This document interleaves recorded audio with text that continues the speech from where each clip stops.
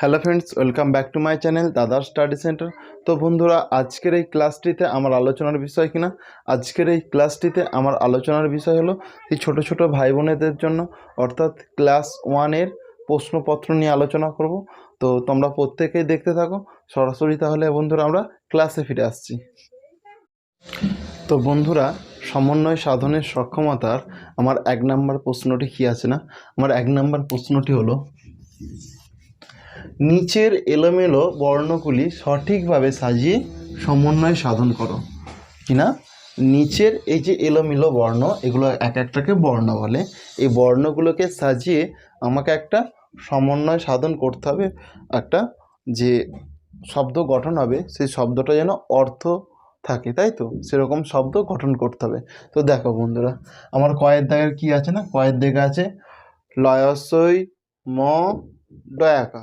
তাহলে এটা আমরা সাজালে কি হবে না, ডয়া আঁকা লয় হস্যই ম ডালিম। কি হলো না, ডালিম। তাহলে এটা আমি সাজিয়ে লিখলে কি হলো না, ডয়ে আঁকা, এটা আমার 1 নম্বরে, লয়ে হস্যই, এটা আমার 2 নম্বরে, ম, এটা আমি 3 নম্বরে বসালাম। তাহলে এখানে কি হয়ে গেল না, এখানে যেটা হয়ে গেল সেটা হলো ডয়া আঁকা লয়ে হস্যই ম ডালিম। তো বন্ধুরা, আমি যেখানে 1 2 করে মানে নিচে আন্ডারলাইন করে এখানে যে 1 2 করছি, আর এই যে তীর চিহ্ন দিয়েছি, এটা তোমাদের দেওয়ার প্রয়োজন নেই, তোমরা শুধু এটা লিখলেই হবে। এটা আমি তোমাদের বোঝানোর জন্য দিচ্ছি, বা তোমাদেরকে বোঝানোর জন্য এটা করছি।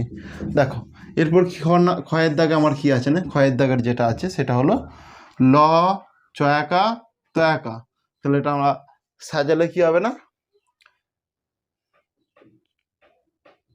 চালতা হয়ে যাবে। কিনা, চয়ে আঁকা ল তয়াকা, কি হলো না, চালতা, তাই তো। দেখো চয়ে আঁকা ল তয়াকা চালতা। তাহলে এটা সাজালে কি হয়ে গেল না, এটা সাজালে হলো চালতা। এরপর কি না, গয়ের দাগের বয়ে ওই খ তালবেশ এক আছে। তো এটা সাজালে কি হবে না বন্ধুরা, এটা সাজালে যেটা হবে সেটা হলো বৈশাখ। বয়ে ওই তালবেশ ছয়ে আঁকা খ বৈশাখ, কি হলো না, বয়ে ওই তালবেশ ছয়ে আঁকা খ বৈশাখ। দেখো এখানে তালবেশ ছয়ে আঁকা ম রয়স্বই, এটা সাজালে কি হবে না, ম তালবেশ ছয়ে আঁকা রয়স্বই, কি না, মশারি, তাই তো। এরপরে দেখো পেটকাটা মনসায় আঁকা ঢয় শূন্য র আ, তাহলে এটা কি না, আ পেটকাটা মনসায় আঁকা ঢয় শূন্য র আষাঢ়। এটা দেখো র, এটা সাজালে কি হবে না, রঙিন, র উঙ্গায় হস্যই দুন্তেন ন, রঙিন, তাই তো। তো দেখো বন্ধুরা, আমাদের 1-এর দাগের সমস্ত প্রশ্নগুলো কমপ্লিট হয়ে গেল। 1-এর দাগের ক খ গ ঘ ঙ চ, তাই তো, এগুলো আমার কমপ্লিট। এরপর আমরা 2-এর দাগের প্রশ্নে আসবো। তো তোমরা প্রত্যেকে নিশ্চয়ই বুঝতে পেরেছ। যদি না বুঝতে পারো তাহলে কমেন্টে জানিও, আমি আবার বোঝাবো। তো দেখো আমাদের 2 নম্বর প্রশ্নটা কি আছে। তো বন্ধুরা, আমাদের 2-এর দাগের প্রশ্নটি কি আছে না, আমাদের 2-এর দাগের প্রশ্নটি হলো, ফাঁকা ঘরে সঠিক অক্ষর বসাও। কিনা, ফাঁকা ঘরে সঠিক অক্ষর বসাও। তো দেখো এখানে কয়ের দাগেরটা কি আছে না, কয়ের দাগেরটা হলো আ ড্যাশ র দুংস। তাহলে কি হবে, এটা আনারস। আ দন্তান্ন একা আনা র দুংস রস, আনারস। এরপরে দেখো চ ড্যাশ মায়াকা, তাহলে কি হবে, চ তালবেশ মায়াকা চশমা। এরপরে দেখ পয়াকা ড্যাশ কয়েও ডশন রসই, তাহলে কি হবে, পয়াকা দন্ত ন পান, পয়াকা দন্ত ন পান কৌড়ি, কয়েও ডশন রসই কৌড়ি, পান কৌড়ি। এরপরে দেখো কি আছে, দ ড্যাশ বর্গীজ একা, তাহলে কি হবে না, দ র বর্গীজ একা দরজা, দ র বর্গীজ একা দরজা। তো প্রত্যেকে নিশ্চয়ই বন্ধুরা তোমরা বুঝতে পেরেছো। তো চলো এরপর আমরা নেক্সট প্রশ্নে আসি। তো বন্ধুরা, সমন্বয় সাধন সক্ষমতা থেকে আমাদের 3-এর দাগের প্রশ্নগুলি কি আছে না, চলো দেখে নিই। আমাদের 3-এর দাগের প্রশ্নগুলি হলো, নিচের বন্ধনী থেকে সঠিক অক্ষর নিয়ে সমন্বয় সাধন করো। দেখো এটা বন্ধনীর মধ্যে আছে, এটা কি আছে বন্ধনীর মধ্যে? আকার, তাই তো। আর এই বন্ধনীর মধ্যে কি আছে না ওকার আছে। এই বন্ধনীটার মধ্যে কি আছে না হস্যকার আছে।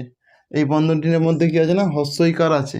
যেরকম একটা উদাহরণ দেওয়া আছে, মানে নমুনা মানে একটা করে দেওয়া আছে, দ ড্যাশ ড, তাহলে কি দয়ে হস্যই দয়স্যই।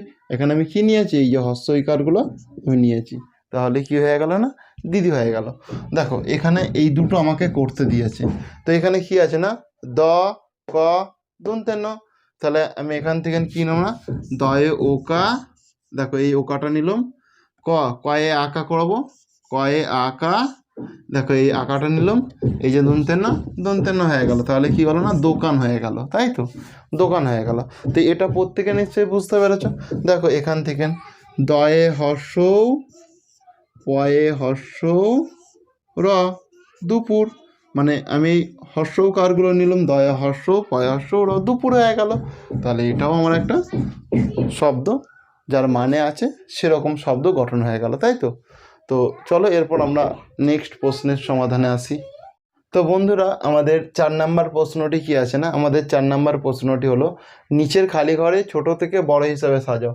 তো এখানে দেখো সব থেকে ছোট কোনটা, এই অক্ষরগুলির মধ্যে সব থেকে ছোট কিনা 6, তাহলে এই 6টা আমি এখানটায় লিখলাম। এরপর 6, এরপর কোনটা না, এরপর হচ্ছে 7, তাহলে এই 7টা আমি লিখলাম। তো 7-এর থেকে বড় কোনটা না, 7-এর থেকে বড় হচ্ছে 8, এই 8টা আমি লিখলাম। আর 8-এর থেকে বড় শেষে কি আছে না 9, এই 9টা আমি এখানটায় লিখে দিলাম। তো এরপর বন্ধুরা দেখো 5-এর দাগের প্রশ্নটি কি আছে না, নিচের খালি ঘরে বড় থেকে ছোট হিসাবে সাজাও। তাহলে এখানে সব থেকে বড় কোনটা, এখানে সবচেয়ে বড় হচ্ছে 5, এই 5টা আমি প্রথমে লিখলাম। এরপর কিনা 4, এই 4টা আমি এখানটায় লিখলাম। এরপর কিনা 3, এই 3টা আমি এখানটায় লিখলাম। এরপর কিনা 2, এই 2টা আমি এখানটায় লিখলাম।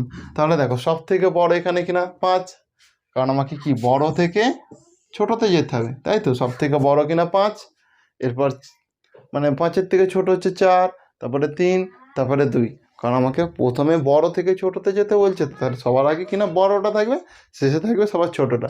ঠিক উপরেরটা ওর বিপরীত, এখানে কি বলেছে না ছোট থেকে বড়তে যেতে বলে, তাহলে ছোট থেকে বড়, এখানে বড় শূন্য রয় ওখানে বড় হিসাবে সাজাও, তাই তো। তো এখানে সব থেকে ছোট কোনটা এর মধ্যে না 6, সেই জন্য 6টা সবার প্রথম থাকলো। 6-এর থেকে বড় কিনা 7, কারণ ছোট থেকে আমি বড়তে যেতে যাব, 6-এর থেকে বড় 7 বলে আমি 7টা লিখলাম। 7-এর থেকে বড় এখানে 8 আছে বলে আমি 8টা লিখলাম। 8-এর থেকে বড় 9 আছে বলে 9টা সবার শেষে লিখলাম। দেখো সবার ছোট কিনা 6 আর সবার বড় কিনা 9, কারণ আমাকে ছোট থেকে বড়তে যেতে বলেছে। তো প্রত্যেকে নিশ্চয়ই বুঝতে পেরেছ বন্ধুরা। তো আজকের ক্লাসটি আমি এখানেই শেষ করছি। ক্লাসটি যদি তোমাদের ভালো লেগে থাকে তাহলে চ্যানেলটিকে সাবস্ক্রাইব করো এবং পাশে থাকা বেল আইকনটি বাজিয়ে নোটিফিকেশন অল করে দাও। তো গুড বাই বন্ধুরা, পরের ক্লাসে আবার তোমাদের সঙ্গে দেখা হবে।